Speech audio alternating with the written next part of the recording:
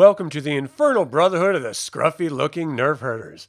In this episode of How to Play West End Games' Star Wars The Role-Playing Game 30th Anniversary Edition, we are discussing Starship Combat. As this tabletop role-playing game, or TTRPG, is called Star Wars, you will inevitably find yourself in a spaceship navigating the galaxy. At times, you'll also find yourself under fire from pirates and privateers or Imperials. Let's discuss Starship Combat so that you will be ready when you find yourself in another starship's sights. The first thing you should know is that this TTRPG is not designed for grand battles between large fleets of enemy warships. It is designed to handle small space battles involving a few small ships on each side. With that in mind, let's continue. Let's start by examining a few of the more relevant ship systems. The ship's die codes work much in the same way as character skills. Speed is used to catch up with or evade other starships. Maneuverability is used to evade enemy fire. Hull is used to determine what damage the ship sustains, like a character's strength attribute in combat. Shields are used when a ship is hit in combat as a reaction. Many starships have weapons installed. Each weapon has two codes. Fire control is used to determine if you hit your target, and damage determines how much damage you inflicted on a successful hit. In addition to the ship's systems, we need to go over space combat skills used by the player characters or PCs. There are 3 skills found under your mechanical attribute, which are germane to space combat. The Starship piloting skill is used to influence speed rolls and evade attacks from other ships. The Starship Gunnery skill is used when firing on another ship. And the Starship Shields skill is used when operating the shields. This skill is used as a reaction during combat. Just like traditional combat, Starship Combat is played in combat rounds, with each round broken down into segments. First is the piloting segment. This is when pilots, co-pilots, and gunners announce what actions they will take in the combat round.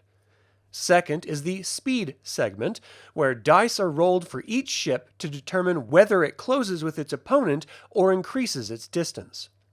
Third is the first fire segment, where gunners make skill rolls to determine whether they hit their targets. Pilots may roll to evade enemy fire. And shield operators roll to intercept enemy fire with their shield. When a ship is hit with another's weapon, damage rolls are made against the target's hull and shield rolls. Then the second and subsequent fire segments if there are more than one weapon system on the starship. When determining distance between starships, you use the short, medium, and long-range references. Enemy ships typically approach from long range initially.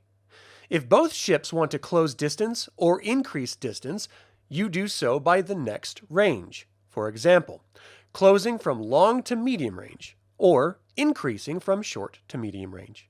However, if one ship is closing the distance and the other is trying to increase it, you roll opposing starship speed dice, with the highest result determining the outcome. Ties indicate maintaining the existing range. A pilot can use their starship piloting skill to add to the ship's speed roll, but this takes an action and will affect any other actions they do in the combat round. If the ship can hold more than one crew, another PC may be the co-pilot, but only one of them affects the speed and evade roll. Each starship with weapons will have a fire control code.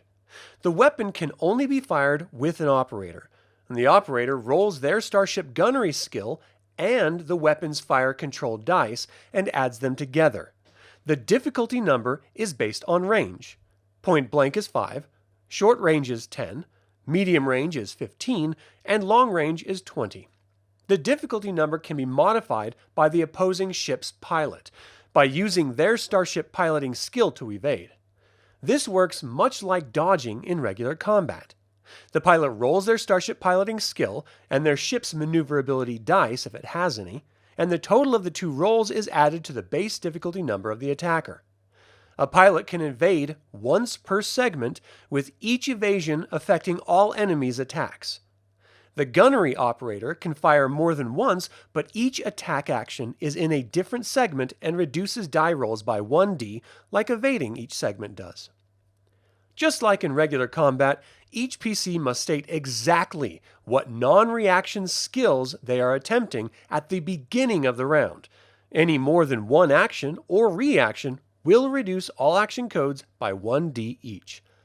A PC other than the pilot may be the gunner and fire it in as many segments as desired, but they cannot fire any other weapon in the same combat round. Each time a ship is fired upon with shields, the PC operating the shields may announce a shield attempt as a reaction. Each shield attempt only affects a single attack. The operator must make their Starship shield's skill roll before the attacker makes theirs. The shield attempt difficulty number is based on range. Long range is 10, medium range is 15, and short range is 20. The closer you are, the less time the shield has to deflect the attack, and the more difficult it becomes. If the skill roll is equal to or greater than the difficulty number, you would roll the ship's shield dice and add it to the hull dice roll to try and reduce the incoming damage. Each Starship weapon has a damage code. When a weapon hits, you roll its dice. If the weapon was fired at medium range, reduce the damage code by 1. If it was fired at long range, reduce the damage code by 2. Ship damage is determined much like regular combat.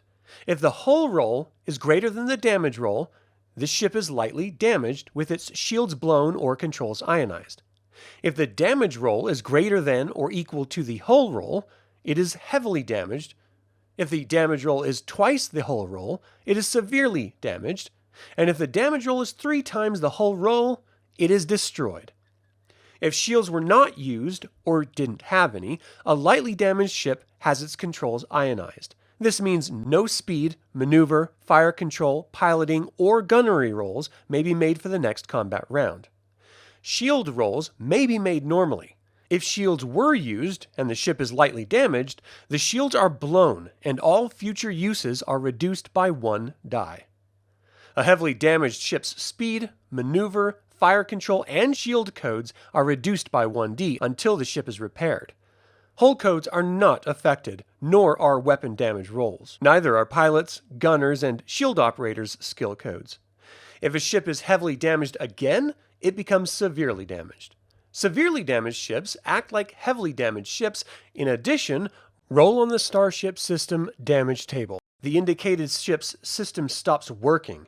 The chosen system cannot be used until repaired. A severely damaged ship, which is again heavily damaged, becomes dead in space. Until repaired, it cannot move, fire, enter hyperspace, or make shield rolls.